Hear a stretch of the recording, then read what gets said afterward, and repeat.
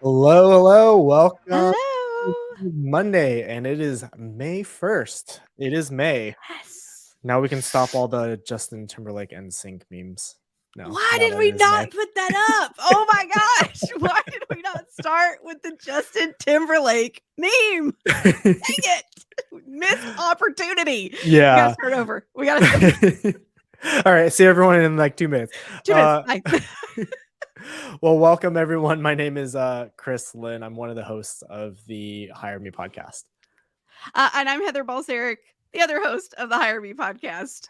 Yeah. See, we do so well in planning this, don't we, Chris? Yes. Well, yeah. So if you're joining us live, welcome. Join the conversation. We would love to have you. Put your thoughts, comments, questions into the comments below, and we'll pull them up. We'll answer them. We'll address them as they pop up, and we'll just love to have a conversation. Again, the Hire Me podcast is focused on elevating today's top talents by interviewing job seekers and getting them connected to recruiters and hiring managers and helping them stand out in the current labor market. Yes. Yeah. It's so rewarding. I miss, I'm sorry, I'm going to do a quick plug. Yeah. I have not gotten to interview anybody recently for the podcast, and it makes me very sad. Not that I have a bazillion things to do since I started my new role, but I miss it. And I would really love to interview some people. Yeah. So we'll put the calendar links up here. There we go. Oh, Chris is on it. So yeah, if you are job hunting and you want to sign up to be interviewed and be featured, go ahead, scan one of these QR codes. Heather's on the East Coast, I'm on the West Coast, and whatever time frame works best for you. It's a quick 15-minute call, and we create essentially a 10-minute video resume podcast interview for you to send to hiring managers, recruiters, wow, and hiring teams. So yeah, we would love to have you. Yes.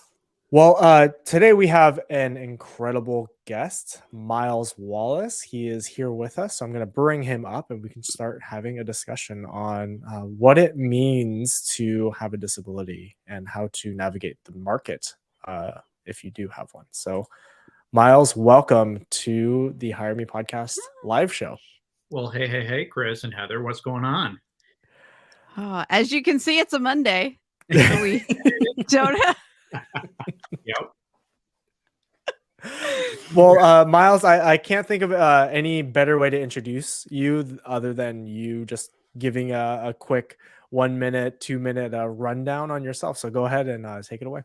Of course. Yeah. My name is Myles and I work for Peak Performers. And my role is strategic partnership specialist. Basically, that role involves going out in the community, working with marketing, and also doing various different other things to connect both job seekers as well as clients to Peak Performers. Because, Chris, I don't know if I told you, but we're changing the world one job at a time. And that happens through one connection at a time. And really, that's really what we're all about. As a nonprofit staffing agency, we believe in the innate ability of all people. And people with disabilities, as you know, experience an unemployment rate that's double that of the national average. And that's something that we're looking to change, not only connecting them to jobs, but to careers as well. I love that. I absolutely love that mission. And I know that's something that Heather is also very passionate about, and myself working in the DEI field as well. So yeah, so it's so important. So, I mean, what do you want to talk to us about today, especially when it comes to someone who may have a disability, either seen or unseen, Absolutely. in the market right now? I think that it's important to address, first off, let's talk about what a disability is, right? Because you mentioned it right there and you kind of showed the hand a little bit, that disabilities can be seen and they can be unseen. So a lot of times people might think, oh, I'm in a wheelchair or I'm missing an arm or something. That's what qualifies as a disability. Or they may have particular visions in mind of like, okay, so this person, say, for example, they are living off of the government or something. That might be some of the images that pop to our mind. But part of what we're doing is we're changing that conversation. We're changing those stereotypes about what it means to have a disability. We actually find that 9 times out of 10, a disability is invisible about a person. And it's something that they've been living with and working around their entire life. a lot of times it affects people later in life and they acquire it as a result of accident or injury, or sometimes just biology and genetics and kind of aging into it, if you will. So, for example, I have hearing loss. You would never know it just by looking at me, but I have profound hearing loss in the upper ranges. And for me, it's more about managing that disability as opposed to fixing it, right? It's not, it's never going to get fixed, but it's more about managing it. But I have coworkers that may experience post-traumatic stress disorder. I have coworkers that might have ADHD or dyslexia. We have people that work for us that might have various different other mental health conditions. Um, it really kind of spans the gambit. The Americans with Disabilities Act does not specifically say, oh, only these conditions count as a disability. It's anything physical or mental that affects one or more major life functions. And as I say, it ain't going away no matter how much you might be able to manage it. I thank you for that very in-depth like overview. I feel like that is it's such a good reminder. It's something I feel like you kind of maybe know, Mhm. but just hearing somebody articulate it the way you did, Miles, is great. Um, so I had a question. It went somewhere. Um, thinking about like the invisible disabilities for a second. And so I have ADHD. I've suffered from depression before. Those types of things, right? Those are usually invisible to people, unless I say it. So to someone, what are some of the things that you see in working with people with like an individual in invisible disability, try to put those words together. Um, what are some things that you like do to help them, or advice that you give to those people as they're working through trying to find a new role? Yeah, absolutely. I think the first thing to recognize is that it's a spectrum, and it's a spectrum. So, oftentimes, the easy example here is autism. We already think of that on a spectrum, and it's a spectrum of abilities, but it's also a spectrum of different things that might stand in your way too. And the same is true for anybody that experiences any condition. So, say for example, you have depression. That might not only change for you as a person, but it might change based off the day, change based off the month, and I know that you know this, Heather, but maybe for some of the folks in the audience that may have a different preconception in their head, disability is constantly about navigating the spectrum and navigating the ups and downs, navigating the variations and changes that occur within it. So, having said that, um, the first thing that I would acknowledge is that looking for a job sucks for everybody. It is genuinely terrible for every single human being that I talk to. Nobody says, "Oh, I really like working 40 hours a week trying to find a job where I'm going to get paid." That's not something that actually people say. So it sucks for everybody. But that said, people with disabilities experience an unemployment rate that is about double that of the average. And a lot of times they have different things that might be standing in their way. Some of the things that I see pretty regularly is, especially for folks with mental health disabilities, for example, is I may see a series of short-term jobs. You know, I work for 6 months here, a year here, 3 months here, and it seems like it's a pattern. And it's hard for me to say, it's hard for me to pin it down and stuff, but maybe there's something else that's going on that's really kind of keeping them out of it. But I also see them genuinely struggling to maybe find that next promotion, or maybe struggling to um, advance within the employment world as well. And especially because a lot of times there may be stigmas attached to it, to actually identifying and coming out. I'm really glad that many of us that are here are really, really happy and proud to have a disability and to talk about it. But um, most people, I would say, are not, and most people still approach it with a certain amount of let's keep this at 10 feet away from me, just because I want to be seen for the abilities that they have as opposed to the disabilities. And then the other thing too is that there's a lot of other patterns that will emerge that we see pretty regularly, especially for people that develop disabilities later in life. I don't know if you've ever worked with somebody with a career gap, but a lot of times it happens where, in fact, I've talked to two people this year that told me that they had cancer, and finding a job for them at the other end of having a cancer and having that big career gap was actually harder than battling cancer itself. And that's quite a statement. That's kind of a weird reality we live in right there. Yeah, it's really sad to think about, this old stigma of, loyalty and always needing to be employed, right? Um, can you I know you touched on this a little bit about, what people are going through, especially those with disabilities are going through as they're job searching. But I mean, can you share a bit more just so those who are watching or listening who may not have a disability, can you share how much more exasperating it is for those who are job seeking, or like how it's affecting them beyond, their own mental or emotional well-being? Absolutely. It ranges on the individual, and it ranges on exactly what's happening, whether that's something that's visible happening to them or not. I would say that the people that have a physical disability that can be seen and observed by employers probably face the greatest barriers, unfortunately. And particularly, like if it is something where I'm blind, there's just a lot of systems that, as much as we talk about accessibility, they are just flat out not set up. And that might be okay, your website and 90% of your internal systems are set up for success, but then there's that one thing that just doesn't happen to be set up for somebody with a JAWS screen reader. So we experience a lot of times where they encounter individual situations like that, particular software pieces, but a lot of it has to do with perception. A lot of it has to do with the employer's perception that they will be successful, especially if they come out as having a disability. I pretty regularly, when I'm out in the community and I'm tell people that I'm hearing impaired, they will start to slow down while they're talking to me. And I'm like, you don't need to do that. It's nothing wrong with me processing the words that you're saying to me right now. You just have to literally speak louder. And so oftentimes people with disabilities are treated differently.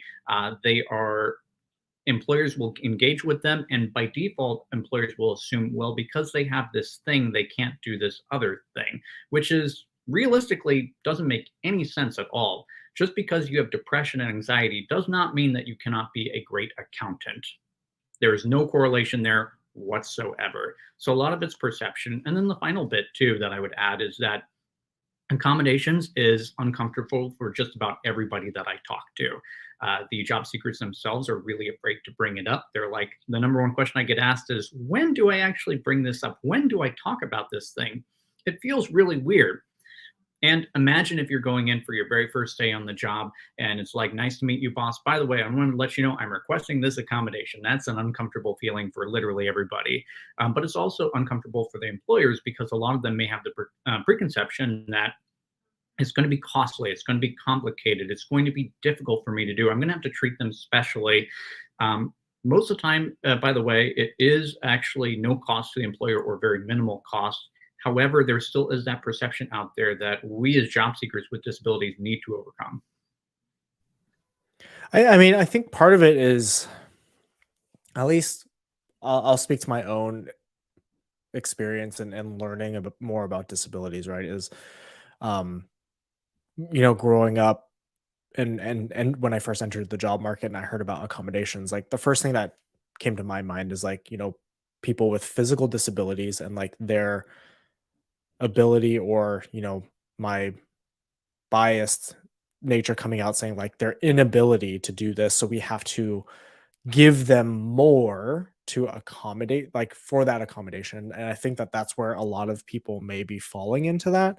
So with that, how can employers support job seekers more, who, those job seekers who are disabled? Like what else can they do? How can they make job uh their candidate experience a bit more accessible and inclusive? Oh, so many really big topics to kind of try to dig into right there. And how much time do you have? So again, a lot of this comes down to individual people. So you can do a lot of things at a large kind of corporate level kind of thing. Things like the messaging that you're doing as a company, the kinds of people that you're depicting on your website through marketing, as well as the kinds of training that you're pushing out all the way down the ranks. All of those things have impacts. And then also there's other things that we can do as well too to impact who we hire and whether or not they say, for example, represent all the spectrum of diversity, be that disability or race, ethnicity, or gender, whatever the case happens to be. You can do things like you can advertise your jobs widely so you approach a broad candidate pool, you can also make sure that you are really reaching out to a lot of groups of people that might not be as visible in the marketplace. So there's a ton of different things that you can do. And by the way, any employers can connect with me afterwards. I actually do free trainings on this for companies where I dive into a little bit of this a little bit more deeply. So please do connect with me. I promise I don't bite, and I'd be happy to kind of chat with you a little bit, even if it's an informal conversation about some of the things that you can do. But a lot of this happens at that large kind of corporate level, but then trickles down to the individual people. Because at the end of the day, you could have a company that is very well meaning, but you could have a hiring manager that is less open minded, that is less appreciative of people with disabilities. So, this is the kind of thing that oftentimes people view disability inclusion as a okay, I flick a switch and suddenly I am all inclusive, whereas it couldn't be further from that. This is a journey, this is a conversation, this is something that you're constantly working on. And that applies not only to the companies themselves that have to realize this is something that is going to change very slowly and very gradually for me as a company, and for the individual people within that company to work on themselves. We all have biases. We all experience different situations that come up where we are not treating people equally, and we all have stuff that we can work on. I love that. Heather, any well, as we come up on time with Miles, what thoughts do you have? What questions? Um, so this is something that I've for me, being diagnosed with ADHD later in life. I'm coming up on my 1 year anniversary of official diagnosis. Um, and I went through some things with like a work wellness coach to like help me at my previous job, which was amazing. Like that service was amazing.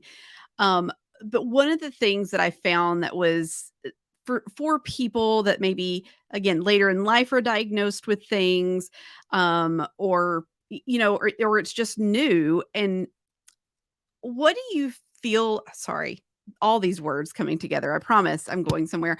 Um, Tools. So sometimes, there's so you mentioned the screen readers, right? So those that are visually impaired use screen readers. That's a very known tool that they can use. For people like with ADHD, there are some things like bionic reading that you can do, that type of app. Or I think about in like a job interview, if somebody would put the question in the chat for me, that is so helpful because then I don't get stuck on one part. I can see the whole question and I know. Do you have any other, or do you know of any other like tools or things that people might not realize when they have a disability that they could maybe ask for that might help them as they look for a job or go through interviews? I'm so glad that you mentioned that because, yeah, screen readers are something that is the first thing that comes to mind for a lot of people. The number one place that I'd recommend that anybody check out is askjan.org. This is the Job Seeker Accommodation Network, and I'm happy to include a link for that as well. This includes a comprehensive list of many of the different types of disabilities that are out there and many of the different accommodation ideas. And keep in mind, too, that there is a wide spectrum of different things out there for creativity and for do it yourself. The example that I give is that when my grandmother, for example, who did have motor ability impairments, did age, most of the things that we were doing were outside the box. They were not traditional accommodation kinds of things. They were actually subtly adapting her environment to suit you. And any individual with a disability, you're going to find that you are probably going to find the same way. For me, I've been adapting myself for years. I do things like stand a little bit closer to you in public. I typically make really good eye contact with you and I'll read your lips. These are not actual accommodations that you'd find, but rather adaptations that you find. And typically, the thing that I usually tell people is that you know yourself and you know your body the best, you know your mind the best, and you know what's going to make you the most successful. But don't be afraid to ask for it. I think the biggest challenge that many job seekers come across is one, they are afraid to ask for it. They're afraid to ask for what they need to be successful, and they just try to wing it. And inevitably, somebody will notice that things are a little bit different about them, and maybe they might be perceived differently. For example, unfortunately, we have experienced folks with ADHD where the perception of them is, oh, you're not paying attention to me, or you have really trouble, a hard time following up on things and staying on task or something. Whereas maybe if we had a conversation at the beginning of the employment situation and a continued conversation going back to that, it's all about having a conversation and continuing it through the entire time. Maybe we could get in front of that. Maybe we could talk a little bit more about what you need to be successful, and maybe we could kind of develop something that's going to make it work out. Because for any person with a disability, I genuinely believe this, it's all a matter of looking at the job, looking at the person's abilities, looking at the tools that are in place, and using a little bit of creativity to find a way to make it work. I love that. As you were saying that, in my mind, for us to combat the bias against those who are just, who may have a disability, it really is about looking at, is this person able to do the work? Yes or no? And yes, we all work differently. Like, it's almost like having different work styles, right? And so, pardon me if I'm, oversimplifying that maybe, or like generalizing it a bit, but I think we do need to have a mindset shift to looking at people as people, right? Something that many of us are pushing, but it's not necessarily happening in the workplace. So I love that. Before we let you go, Miles, I actually have one more question. So for those um, who may be employed, or those who are working in organizations that build candidate and employee experiences, like, what else can we do as individuals to support job seekers who may have a disability? I think the biggest thing that we can do as individual people is try to recognize that this is something that we all are working on. This is something that we are all changing. This is not something that's going to happen overnight. And this is, I know that I sound repetitive here, but realize that this is an individual by individual person kind of thing. And this is going to be a conversation by conversation. But there are other things that you can do too. What I would encourage you to do is get a little bit more educated, and try to acknowledge maybe some of those preconceptions that you have. We actually saw a really blockbuster year for many different celebrations of disabilities, such as CODA, that came out a couple years ago, that may have changed a lot of people's minds about what it means to be deaf and exactly what it means to be hard of hearing. You can also kind of read resources. You can read people online, many of whom are on LinkedIn, and they're talking about their disability very openly.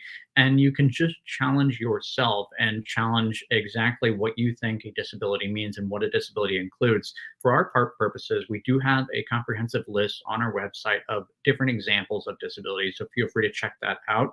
But I encourage you to dive deep in, discover some people, and listen to some people. I can recommend a couple of really good TED Talks that might help change your mind about exactly what it means to live and work with a disability as well.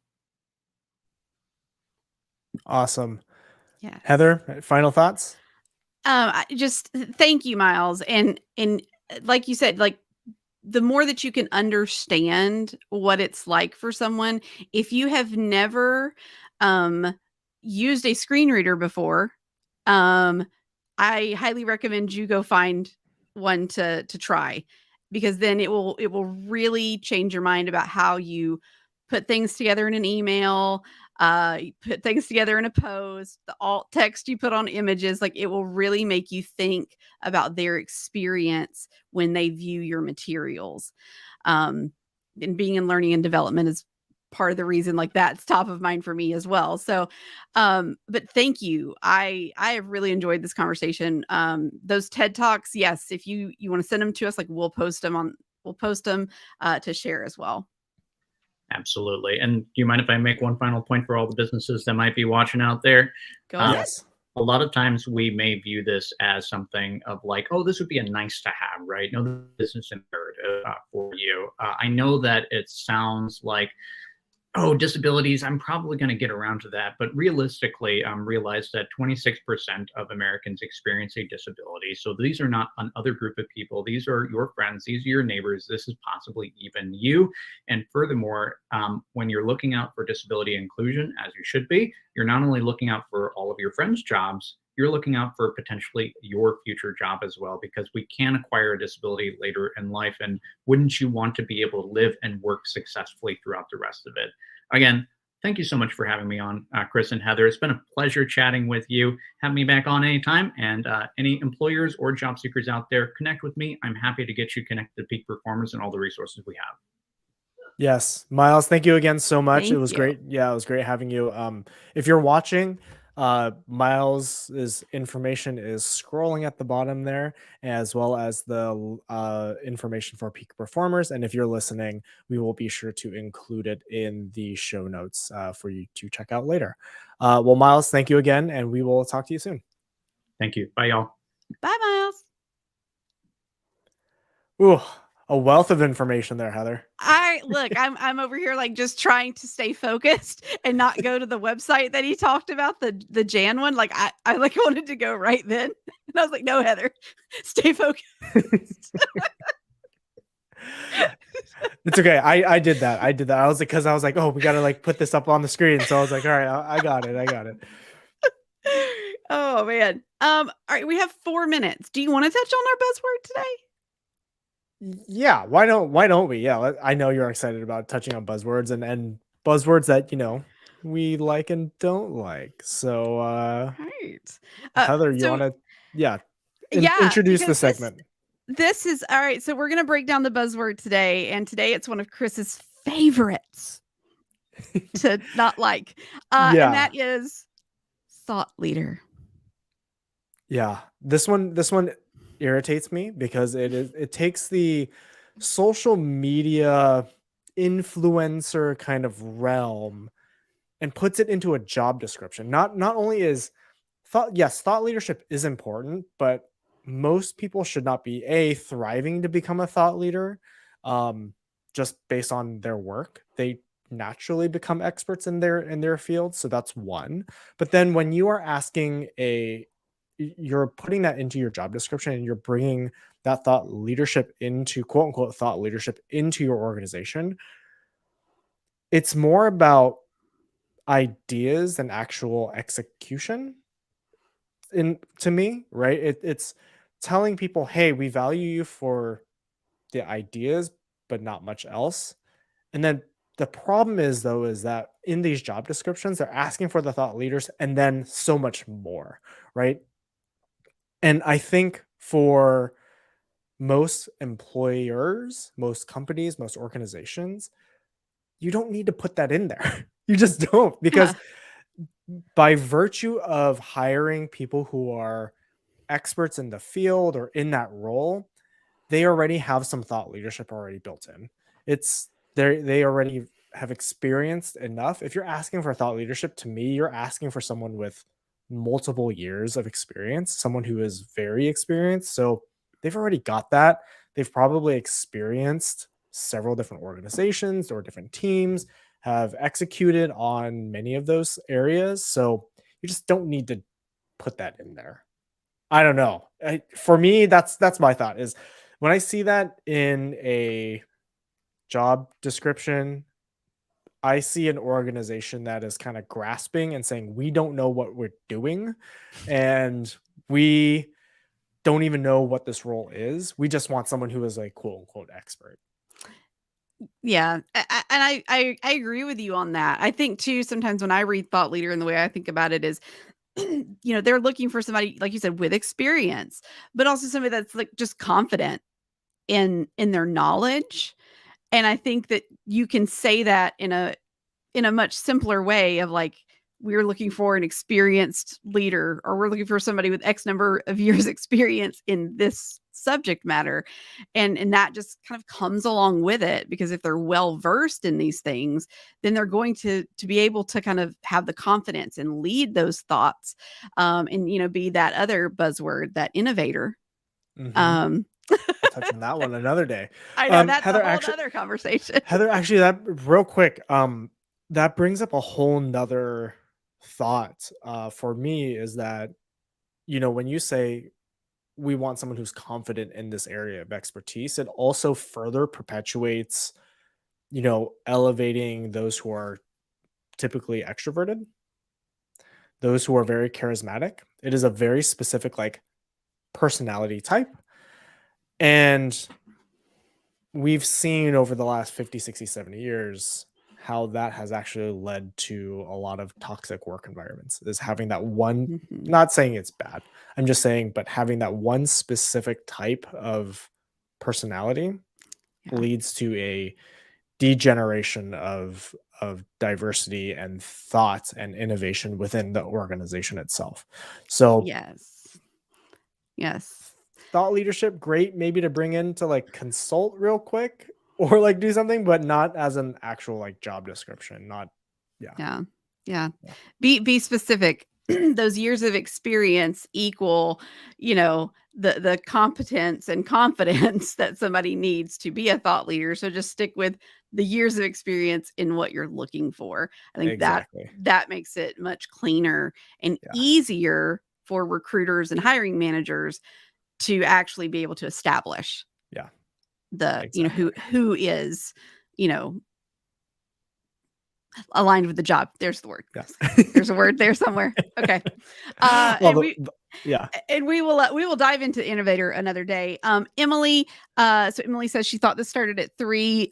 Sorry about that. We had that was me. I had a, we I had had a a little mix up typo. on the image, but whatever you missed, we'll put it back up and you can come and watch again. Yeah. So as we wrap up, if you're watching, listening to this again, we are live on YouTube and LinkedIn on our Hire Me podcast pages. So be sure to subscribe and follow us everywhere you are watching this. If you're listening to us, you already know where you're finding us, but make sure you are following us, right? And if you can, give us a like or give us a little rating. Those are always nice.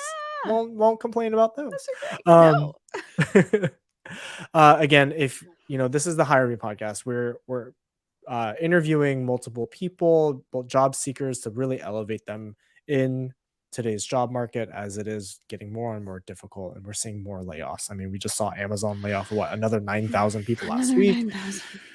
I saw Lyft was I feel like it was 1,000 or something like that at Lyft. Yeah, Yeah. it's yeah. So we're Yeah. here. We're a free resource.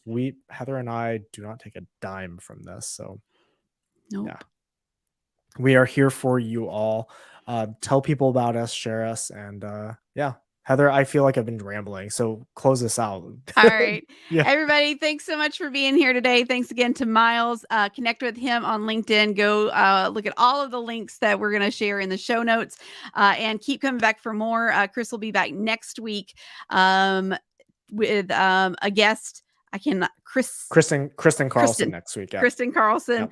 Yep. And then we are actually going to be moving the show to Fridays, the week of May 15th. So be here next Monday with Chris and Kristen. And then we'll move to May 19th. We will start doing this on Fridays at 1 p.m. Eastern time, 10 a.m. Pacific. All right, everybody. Have a great rest of your day. Go share the podcast.